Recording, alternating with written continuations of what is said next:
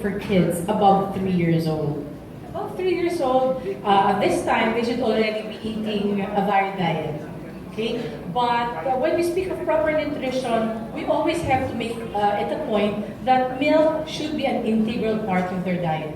We all know that for children 3 years old, they have to have the dietary sources for essential and important nutrients so that they will be able to unleash whatever talents, whatever opportunities they have for optimum growth and development. And of course, there are a lot of milk products available in the market. We just want to know what really is the difference between regular milk, other milk supplements, and PROMIL Four. Okay, first of all, I'd like to share with everyone here that PROMIL has Nutricentials. Nutricentials are actually a unique combination of essential and important nutrients. And to your question, Tony, regarding the difference between a regular milk supplements, and PROMIL, well, when we speak of PROMIL, PROMIL is actually a formulated milk. So when we speak of formulated, we are able, I represent Wyatt, so we manufacture PROMIL Four, which is a milk, a formula for 3 years old and above.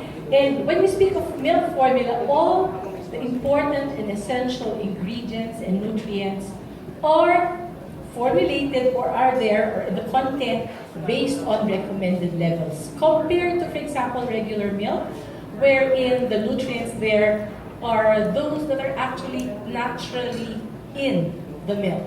So when we speak of age appropriateness, Dr. TP was saying about age appropriate development, then PROMIL Four is formulated to meet the requirements, the nutritional requirements for children above 3 years old. So if I were a mom, of course, I should be able to be mindful on the age appropriateness of the formula or the milk I will give my kids. Oh, and also, if I may add to that, ako, like, I'm a mom, no? So apart from all these workshops and developments we can help our children with, it's vital for me to understand what the intake is of my child.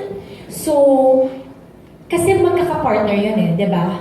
Like, for example, for proper guidance in terms of what activities he can engage himself in, and at the same time, proper nutrition. Like, we can give him all the vegetables, all the goodness of carbs and protein and stuff, but integral yung gatas. Because hindi lang enough that our children are tall. I mean, I want Alonso to be tall also, but I want him to have a strong body and a healthy, very healthy mind.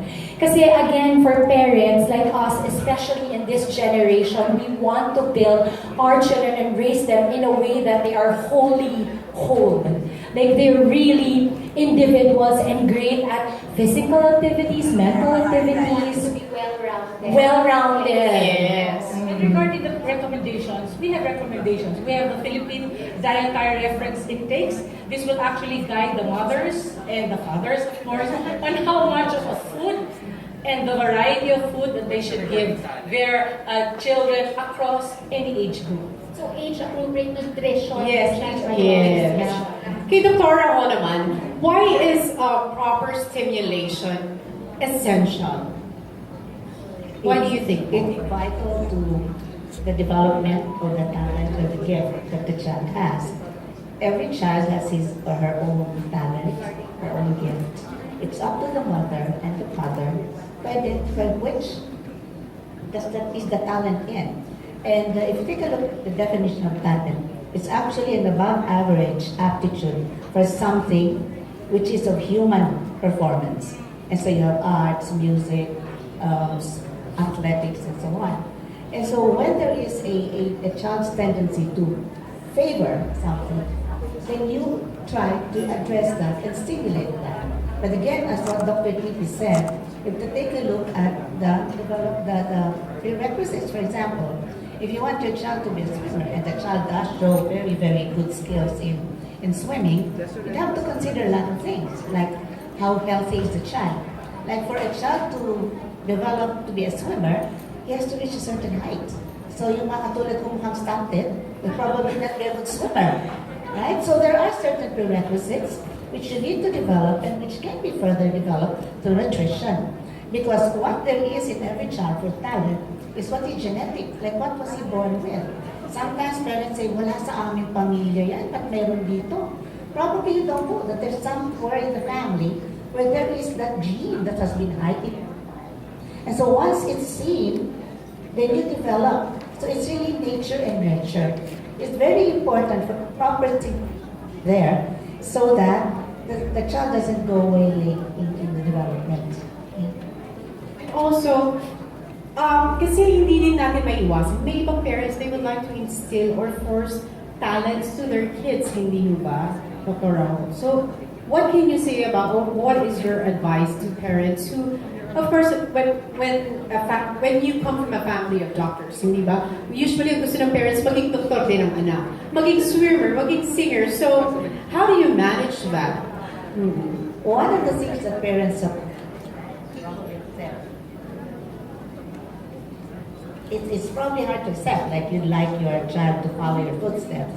But then again, the child might not be interested, as what you said, as what Dr. T said. Then take a look at why is the child interested and follow it. Because there has to be the genetic predisposition. It's not, there's a... Like, can you explain to us what is the difference between a gift and a talent? Oh yeah, that's a good question. A gift is something where a child has above average performance in a certain area. But gift is usually related to academics. So you have gifted in math, gifted in science, etc., etc. Now, on the other hand, talent is an above average aptitude for a certain aspect of human performance. However, in Europe, they don't distinguish between gift and talent. So a lot of the programs in Europe would be programs for the gifted and talented. However, if you read Garnier, Dr. Garnier, who's a Canadian, he says that a talent, if properly developed, becomes a gift.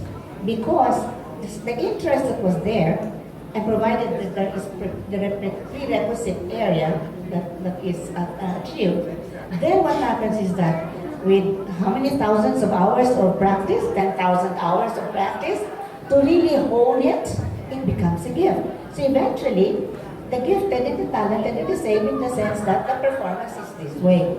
But it's very important to identify that because in the Philippines, we actually talk about the gifted, but we seldom talk about the talented. But we appreciate them when they sing, they dance, and they are usually in the show. But other than that, there is no program is distinctive that will develop the talent into a gift. And we need that in the Philippines. And I'm glad that Wyatt is into this, and that eventually we'll be honing the skills and helping the parents do that. Exactly. You know, there's so much to learn from each and every